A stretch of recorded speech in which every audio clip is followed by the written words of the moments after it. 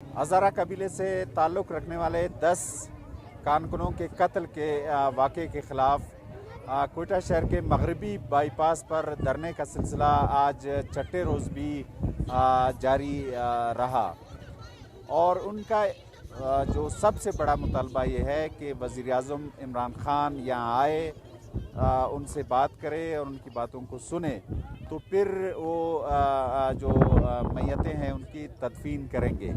लेकिन आज वज़ीर-ए-आज़म इमरान खान का एक बयान आया है और ये कहा है उन्होंने कि किसी मुल्क के वज़ीर-ए-आज़म को ब्लैकमेल नहीं किया जा सकता है और जो हज़ारा कबीले के अफराद हैं वो अपनी मैयतों की तदफीन करें, वो जो है ना ज़रूर कोयटा आएंगे और उनकी बातों को सुनेंगे।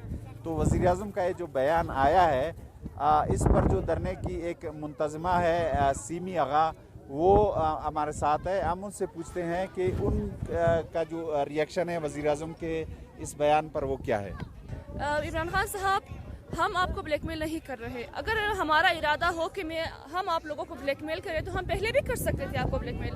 कई धरने हमने किए, कई नौजवान हमारे शहीद हुए, हम पहले भी आपको ये ब्लैकमेल कर सकते हैं। अब हम इन खाली हाथों से आप लोगों को क्या, अब आप लोगों को मैं क्या ब्लैकमेल कर सकती हूँ।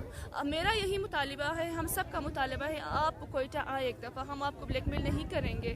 खुदारा इमरान खान साहब इन गरीबों की मदद करें, इन गरीबों की आवाज़ पर लब्बैक कहे। हम कब तक ये 25 सालों से हम 25 सालों से सिर्फ लाशें उठाते आ रहे, हमारा क्या गुनाह है। हमारी माएँ और बहनें जो यहाँ सर्दी में बच्चे बीमार होते जा रही है रोज दिन ब दिन।